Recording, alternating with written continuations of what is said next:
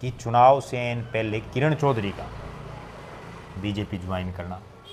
ऐसा नेता है जिसके पास कार्यकर्ताओं की हजारों में फौज है, तो पूरे प्रदेश में धर्मवीर सिंह है। एक रैली ना लोगों के बीच में ज़्यादा आता, एक दो रैली करता है और उसी में पलट देता है। राजनीति को किसी के साथ सीधी टक्कर नहीं लेते धर्मवीर सिंह, ये उनकी एक बड़ी खास बात है।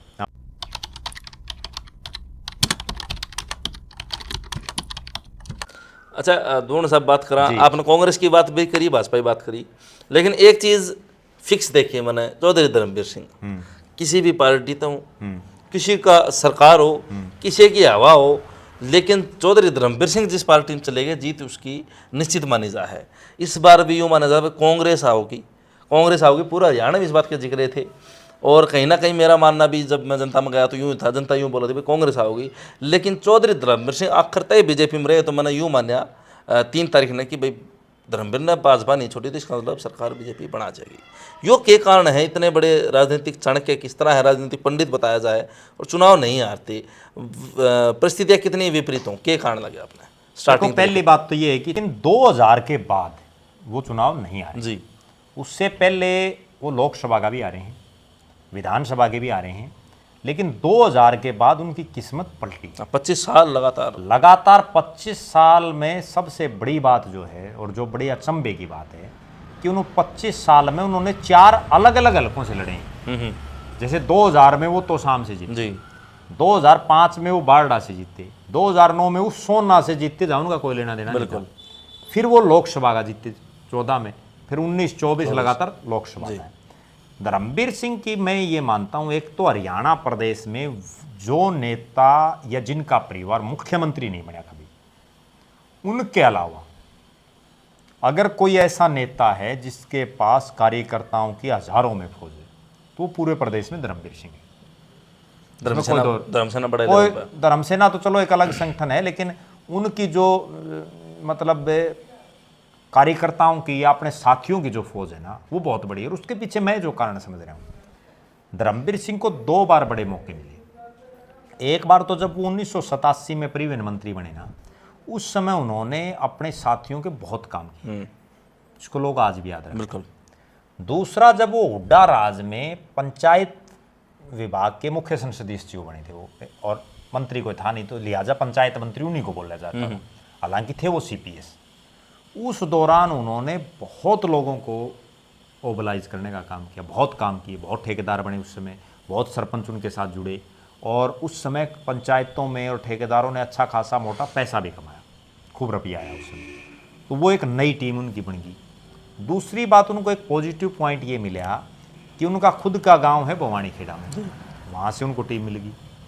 तो शाम से उन्होंने चुनाव लड़े और बंसीलाल के विरोध में लड़े, लिहाजा जो जिस भी क्षेत्र में बड़ा नेता होता है उसके खिलाफ भी नेता होता है, उनको भी कोई आदमी चाहिए, तो उनको धर्मवीर सिंह ने सबको अपनी तरफ कर लिया।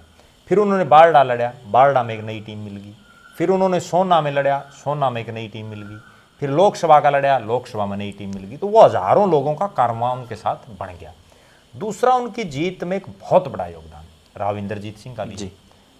वो राजनीति को किसी के साथ सीधी टक्कर नहीं लेते धर्मवीर सिंह, ये उनकी एक बड़ी खास बात है। आप उनका भाषण सुनो, बड़ा आराम से बोलते हो, ठीक है, किसी पर कोई लंबा चौड़ा कटाक्ष नहीं करते, केवल काम की बात करते हैं, उसके अलावा कुछ नहीं करते, ना किसी से सीधी टक्कर लेने का काम करते। धर्मवीर सिंह ने इंद्रजीत सिंह के साथ बड़ी अपनी कोटी सेट की और उसी का परिणाम की लगातार जीत रहे हैं। इस बार भी आप देखो, जाटा ने तो हार रहे हैं।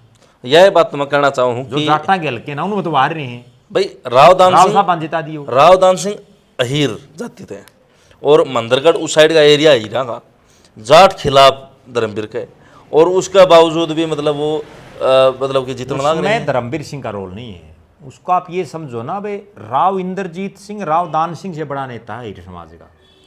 आज से को कितना बड़ा चौधरी बन रहा हो, जाटों में या किसानों में देवीलाल से बड़ा कोई नेता नहीं, बिल्कुल नहीं है ना। वही सेम हालात है कि अहीरवाड़ में राव बीरेंद्र सिंह के परिवार से बड़ा कोई नहीं, उसमें राव इंद्रजीत आज राजनीतिक वारिस। राव दान सिंह का कितना बड़ा कद है, वो तो केवल 4 बार महेंद्रगढ़ से MLA बने हैं। और एक और बड़ी गजब बात बताता हूँ, पहली बार जब वो MLA बना वो राव इंद्रजीत सिंह की वजह से बना था, ठीक है। अहिरवाल के जितने नेता हैं उनमें ज़्यादातर इंद्रजीत सिंह की वजह से ही बने, ज़्यादातर। आज वो भले ही उसको छोड़ करके चले गए, आज इंद्रजीत सिंह का ये है मामला, सुन लो। अहिरवाल में वो जिसको चाहता उसको जिता देता है, जिसको चाहता उसको हरा देता है। एक रैली ना लोगों के बीच में ज़्यादा आता, 1-2 रैली करता है और उसी में पलट देता है सिस्टम। महेंद्रगढ़ में जो जीते हैं ना धर्मवीर सिंह, वो खुद की बजाय इंद्रजीत की वजह से ज़्यादा जीते हैं। प्रधान सिंह से बड़ा नेता है इंद्रजीत, ये है असली फैक्टर। और उसके बाद अब तो एमएलए का चुनाव भी रावदान सिंह जी हार गए, तो वो कारण लगा अपना कि भाई लोकसभा लड़ गए, उसकी वजह तो हारे वो? नहीं, उसकी वजह तो नहीं। वहाँ दरअसल क्या था, एमएलए का जो चुनाव हारे ना दान सिंह, उसमें एक बहुत बड़ा योगदान ये था कि वहाँ पिछले काफ़ी सालों से 1991 से केवल 2 नेताओं के बीच फाइट चल रही है, रामविलास वर्सेज दान सिंह। कभी रामविलास जीत गए, कभी दान सिंह जीत गए। लोगों को एक नया विकल्प चाहिए, जैसे मैंने तुसाम में कहा कि नया विकल्प यहाँ भी चाहिए। वहाँ क्या हुआ कि बीजेपी ने रामविलास शर्मा की टिकट काट दी और वो टिकट दे दी कंवर सिंह यादव। संदीप एसडीएम जो बहादुर सिंह का लड़का है, जो पूर्व शिक्षा मंत्री थे, उसने निर्दलीय चुनाव लड़ दिया।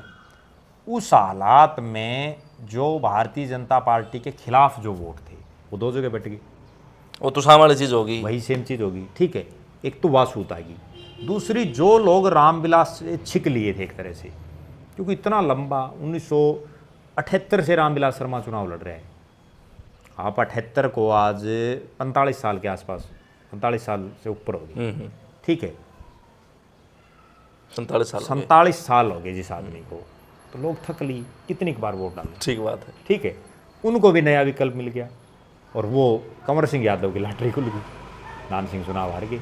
उसमें भी एक बहुत बड़ा रोल धर्मवीर सिंह का भी है, राव इंद्रजीत सिंह का भी है, और एक बहुत बड़ा रोल ये भी है कि चुनाव से पहले किरण चौधरी का बीजेपी ज्वाइन करना, क्योंकि किरण चौधरी की बेटी श्रुति ने वहाँ से 3 चुनाव तो लड़े हैं, वोट बैंक तो उनका थोड़ा बहुत तो है, कितना ही भी हो, वो भी कहीं ना कहीं बीजेपी को गया है। ये है सर।